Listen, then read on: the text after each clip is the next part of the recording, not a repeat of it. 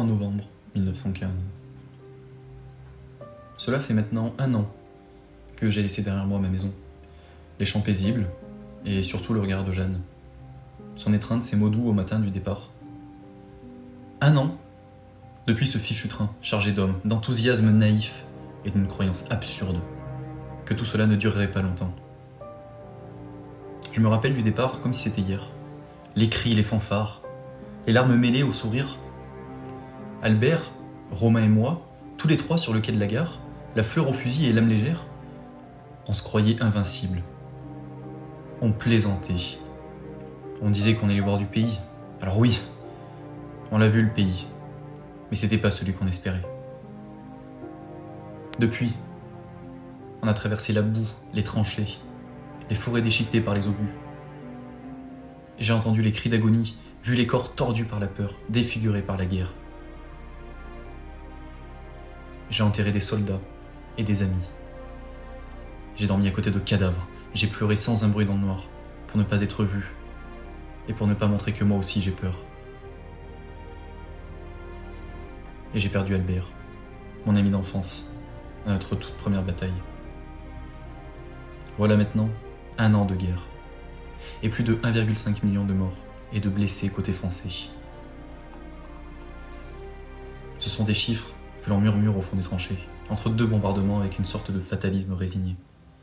1,5 million. Est-ce qu'on peut vraiment appeler ça une guerre? C'est un abattoir, depuis le début de la guerre. Je ne reconnais même plus notre régiment. Il a été décimé, et ceux d'hier ont été remplacés par des jeunes idéalistes, qui déchantent vite à leur premier baptême du feu.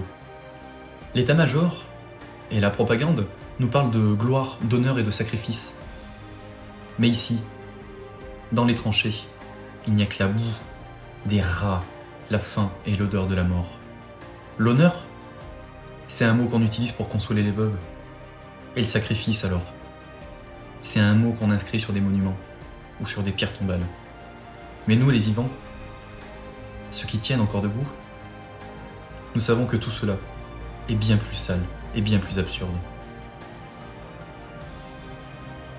Il paraît que notre grande offensive de septembre en Champagne n'a servi à rien et s'est soldée par un échec.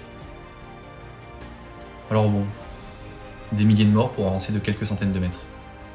Et ça a été la même chose en Artois. Rien n'a bougé. Vous vous doutez bien que quand même les journaux, ils ont parlé d'un franc succès. Mais nous ici, on sait que c'est un mensonge. Le front est figé, la guerre s'enterre, et nous avec. Il m'arrive parfois de regarder les lignes ennemies. On nous dit qu'ils sont nos ennemis, mais ce que je vois, ce sont des hommes comme nous, fatigués, gelés.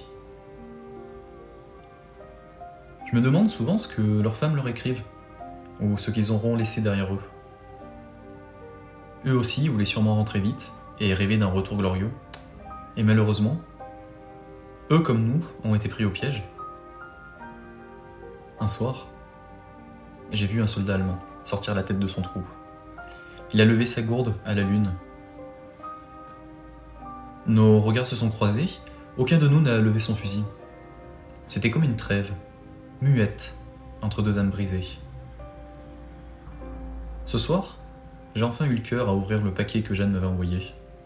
Elle m'a envoyé une fleur séchée, quelques mots tendres. J'ai posé la fleur sur mon cœur. Elle sentait encore la vie, et ça m'a fait mal. Parce qu'ici on oublie la vie. On s'accroche à des souvenirs pour ne pas sombrer. Certains comme moi écrivent dans un petit carnet pour rester des hommes, et pour ne pas devenir bêtes. 1 an de guerre. Et d'ailleurs, je sais même plus pourquoi on se bat pour la France.